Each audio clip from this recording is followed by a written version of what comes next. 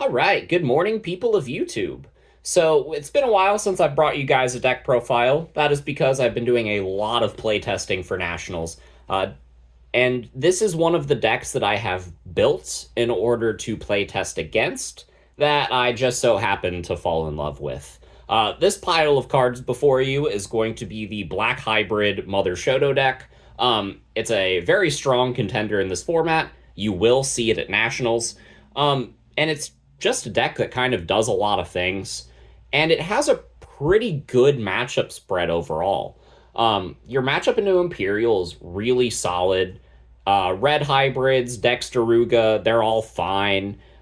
You have a lot of just pretty good spreads across the board because a lot of decks can't hit over 15k.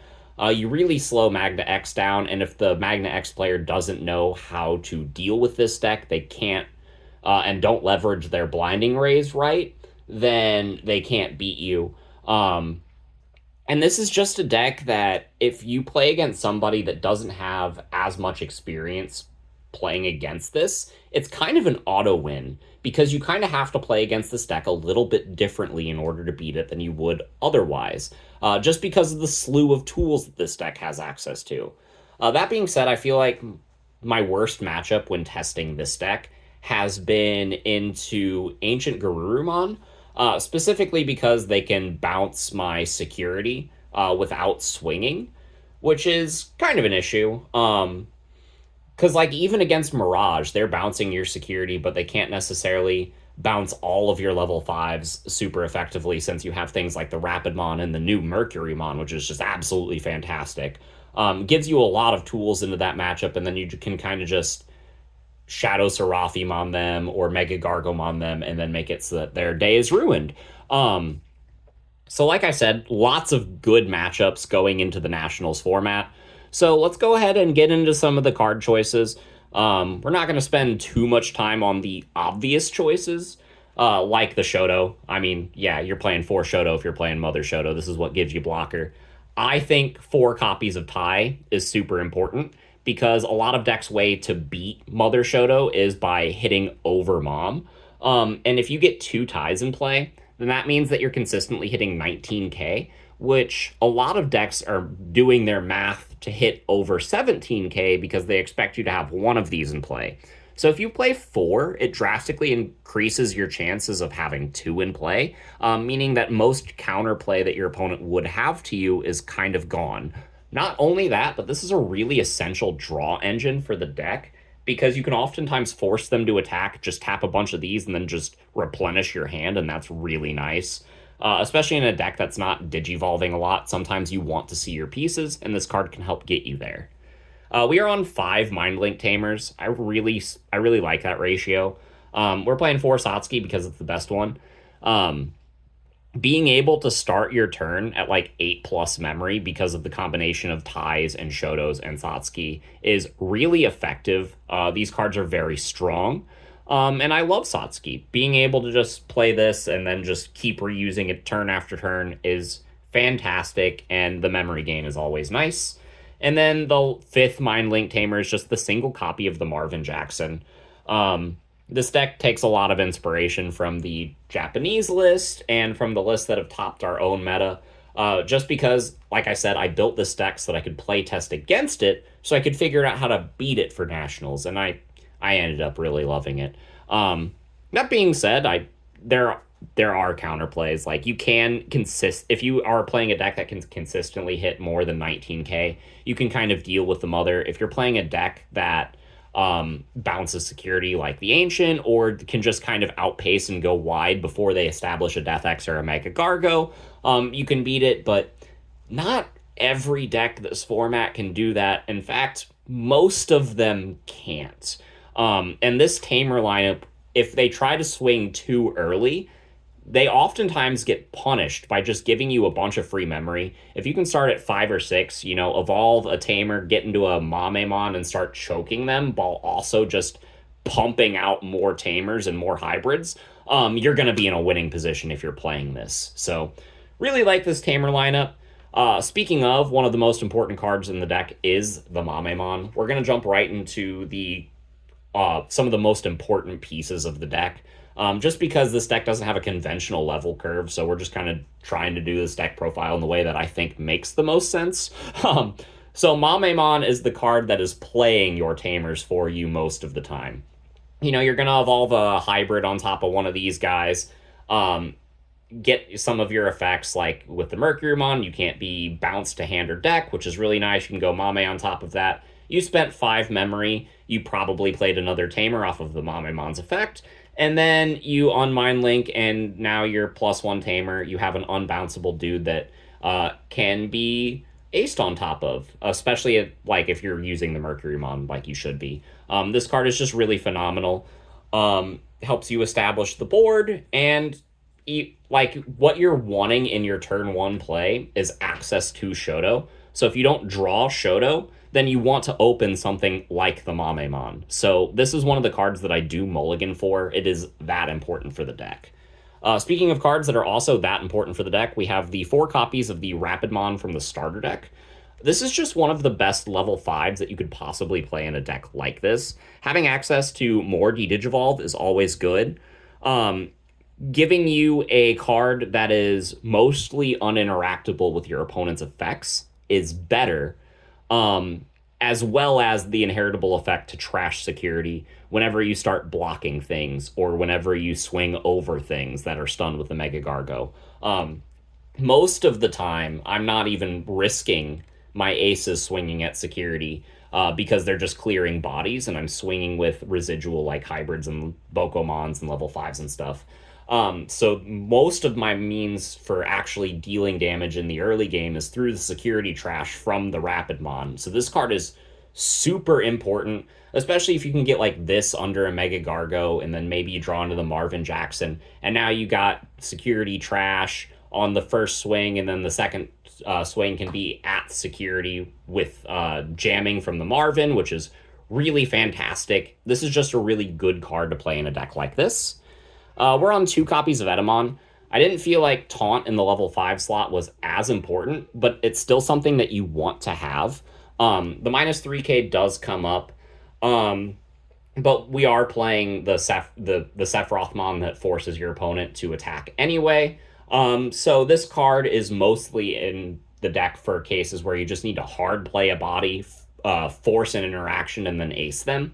So it does serve a purpose, but I don't feel like the deck needs more than 2, which kind of feels like a weird thing to say since it's a deck focused around acing so often. But the level 5 that I think has been a sleeper pick for this deck that I don't really see a lot of people talking about is going to be the Megadramon from, what is it, BT9? I think it's BT9. Yeah, it's BT9. It's the one that Machine Dramon players are playing a lot of. This is the one that's, when Digivolving, you pop a level 3, a 3 cost or lower Digimon or Tamer. And then when attacking, if you are a cyborg, then you can also do that same effect. So Mega Gargomon gets 2 attacks, right? And he's a cyborg. So if you evolve on top of this over Sephirothmon, and you're playing the mirror, you can pop 1 Shoto off the when Digivolving, force the attack, go into the Mega Gargo. When it comes around to your turn, you can swing, unsuspend, pop another Shoto, and then swing again and pop the 3rd Shoto. So you can make it so that you completely invalidate the mirror match with 1 card. I'm heavily considering bumping this up to 2. This card puts in so much work, especially into Blue Hybrid. Like I said, them being able to bounce your security is annoying. But something else that the deck can do is get unblockable off of the Koji effect. So, and that's the 3 cost Koji. So all you gotta do is blow it up with this guy, and then you're good. So, like, this card helps your worst matchups. And that's just super fantastic. I really, really love this card. It has been one of the surprise techs for me, and I don't think I would run this deck moving forward without it. A couple other techs. We are playing 2 copies of the Bokomon. We wanted more copies of Mamemon, essentially. And like I said, most of the turn you're starting at just like 7 or 8 memory. So you definitely have the resources to slam this guy down, dig for hybrids, which are super important to your strategy, and then gain memory back for evolving on top of them. And if it sticks around, cool, you can get more value off of it. But it's also just a cheap body that gets thrown at your opponent's security, which does help. You have this deck kind of plays like security control, where you do have the resources to beat your opponent down, and you aren't oftentimes winning by decking them out. That being said, you can, but like having cards like Pokemon in the deck just make your aggression a lot better. Especially into decks that kind of can't respond to some of your aces as easily without swinging over them, which actually is a lot of decks this format. Like, just take a look at Imperial Dramon. Like, if they can't swing with their Pale Dramon and not be blocked by Mom, then they just kind of lose the game. In which case, you just get bodies like Pokemon to stick around for a while and then just kind of just do damage and just kind of do their thing. Numemon is another card that I put in that's kind of like that, but it also serves another really cool niche. So since I'm playing 4 Satsuki, you can slam the Numes, tuck the Satsuki, swing, get rush, and that's pretty cool. And then you can evolve this into Mamemon or Rapidmon, and get value from their effects and unequip the Satsuki. So let's say I had a tie in play, and that was it, right? My turn 1 was Hatch Mom, play tie. Turn 2, if I have the Numemon, I can summon Nume, get the Satsuki, and then evolve into the Mame and pass them to 3, and then have a level 5 that I can ace on top of, and 3 Tamers on turn 2. Which means that this deck is set up to do whatever it wants, and then you just kind of win from there. Not only that, but in the mid game and the late game, this is another body that can kind of swing for cheap, which is really great. It's another instance of giving blocker to the deck because it's got that as an inheritable effect. This is a card that I've always wanted to bump up to 2 in the deck, but have never found the space to do it. But I wouldn't cut it from the list just because of the versatility that it kind of provides. I really like this card. And if you aren't testing it in your Mother Shoto list, I think you should try it, see if it's for you. It is definitely for me. Now let's go on to the aces, something that makes this deck big and scary. So the new one in the room is 4 copies of the Shadowseraphimon Ace. This card is a big menace. You will see a lot of decks play this. Every deck that can play black or yellow level 6 aces consistently is at least considering adding this to their list. And that's because D-Digivolve 3 is kind of broken. Also, being a blocker that can, whenever any attack is redirected during any turn, just give something minus 5k, that's really good, especially in a deck that plays Taunt as much as it does. And also, this card can evolve over Sephirothmon with a Mercurymon in its sources, so it's like ultra good in this list. Like, this card is just super fantastic. There's no reason to play any less than 4. We got 4 copies of the Mega Gargo because it is still super good in this list. Mega Gargo stunning a bunch of Tamers from being able to Digivolve really helps your hybrid matchup. Really helps your Imperial matchup, being able to just stun a bunch of bodies and make sure that they can't ace you. This is really good into the mirror match. Like, these are the aces that you want to be playing 4 of, and playing any less than 4 kind of feels bad because there aren't any other aces that just have as much impact in a list like this as these cards. That being said, there is one more level 6 ace that has been a surprise MVP of this list. I'm playing a single copy of the Diaboromon Ace.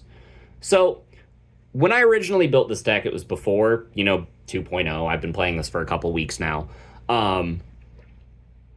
And I didn't have 4 copies of Vikemon. So, the way to go was 4 copies of Mega Gargo, 4 Vikemon, and you call it a day. But I only owned 2 Vikemon, and I refused to pick up more copies of the card because I didn't think that card was that great. So, what I did is I played 4 Mega Gargo, 2 Vike, and 2 Diaboro. I was just testing it out. And what I found was that Diaboro puts your opponent on a timer. Whenever you blast into this, you can kill a lot of the things that the Vike was killing anyway. It doesn't offer the same de-digivolve, but you have Shadowseraphimon for that now. This card pops, most of the time. It's whenever you blast into it, it's going to pop level 5 or lowers, which is really good. It's a 3 cost to digivolve, which is even better, which means you can evolve into it on your turn, get a token, and then the all turns effect is optional, so you get to choose when to use it. You can choose not to use it on that instance. Swing, get another token, and then blow something up with a play cost of 9 or less. That is cards like Imperial Jamon Paladin Mode Ace, and a lot of other just really good cards in the format, and it only compounds from there. Not only that, but I mentioned a lot about having, bodies just kind of chump check your opponent while you're waiting for your win condition to establish itself. And this card is a win condition in and of itself, because if they don't deal with it, then you get enough chump bodies that they just kind of lose the game. This card is really great. I didn't expect it to do as well as it has been. I think he found a spot in this list. I like having 9 level 6 aces. These are obvious 4 ofs, so the last spot is definitely a flex slot. It's kind of like a choose your own adventure book, but this card has been carrying its weight, and I highly suggest that you test it out. Now on to the hybrids. This is the part of the list that I admittedly am the least sure of my ratios, but I have good reasoning for playing all of these cards the way that I am. I'm on 3 copies of the Mercurymon from the new set. This is the card that I am the most likely to increase, just because of how good this is. It does get a little bit of redundancy with the Rapidmon, which is why I think playing 3 is a comfortable amount. Being able to make it so that you can't be bounced to hand or deck by effects from your opponent is just really, really good. And the opponent's turn plus 2k inheritable isn't bad either. We are still on 2 copies of the original Mercurymon to give us blocker. This being an on-play is also just really good. There are a lot of instances where, if you don't see a Shoto in the early game, your opponent can kind of just get a bunch of free damage.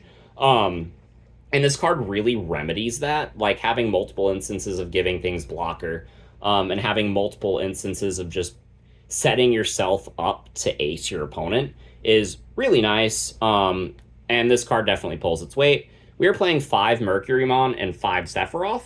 I'm on 4 copies of the original Sephirothmon because this is where we're getting most of our instances of taunt. This card is just super phenomenal.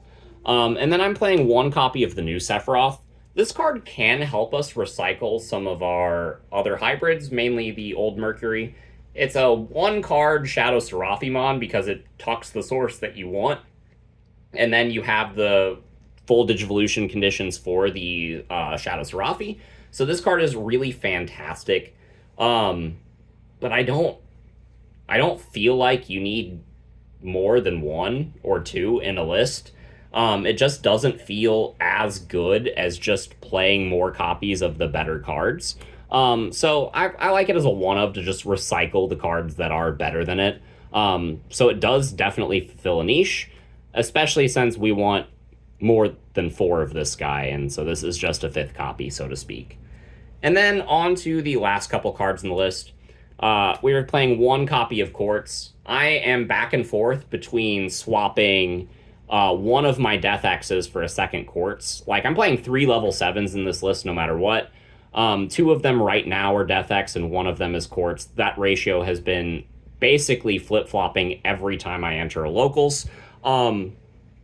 Quartz just trashes a bunch of security and wins you the game, which is really great, especially with cards like the Boko, the Nume, all of these, the hybrid or the tamers that you're playing for free. Diaboromon spawning a bunch of tokens fulfills this card's condition a lot, and that's really great. And then Death X is really cool because if your opponent figures out they can go wide on you, then you can just kind of break their board. Especially if you get into the mid to late game and your opponent has been smart to play around this the whole time. By the time you get to the mid game, they will no longer be at a point where they can play around this card because they will have to play the game in order to get around your setup. And if they try to play the game, then you play this card and then they can no longer play the game. And that's very good. I really like Death X, especially in a deck like this, and I just feel like it really helps with some of the matchups where your opponent would get crafty with their solutions on how to beat you. And then the last card in the deck is a single copy of Heaven's Judgment. I don't feel like this deck needs options. However, there are times where having non-Digimon effect-based removal comes up, because there are some things that just have immunity this format to just random stuff. And you will find yourself in situations a lot where just having this card can win you a game. But I wouldn't want to play two in a list like this, because if you play two, which I have tested, they just clump in your hand. I feel like having one of these in my hand is not bad, because it's always like, oh, cool, I always have the option to Heaven's Judgment them. But when you see the second option in your hand, you're just like, man, this card could be anything else, and it would be better for me right now.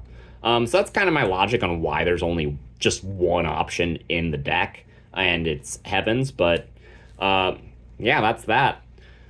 This is the list that I have been testing. It's been doing me a lot of good. I've really been loving playing this and play testing against it. I have learned a lot play testing against this deck. Like, if you play test against this and try to get crafty with how you beat this, you will learn that the deck that you are playing can do things that you didn't know that it could do. And that's always exciting. Like, this is one of the decks that I built, and everybody in my local friend group was just kind of rolled their eyes and groaned. And then they started playtesting against me while I was using this deck, and it wasn't nearly as bad as they thought. This is a deck that I'm very excited to see in the format. I thought it was kind of going to be a little toxic, not going to lie. And I'm very happy that I was wrong. So sleeve this up, give it a shot. Most of these cards are staples, so picking up the pieces would benefit other decks that you're playing anyway. So, nothing ventured, nothing gained. That's all I have to say about this, though. If you guys have any questions, just hit me up in the comments. We're going to be bringing you more like freeform style decks like this, because I can't bring super concise deck profiles where I give away all of my secrets right before Nats. But we hope you enjoyed this, and we'll see you in the next video. Bye, everyone.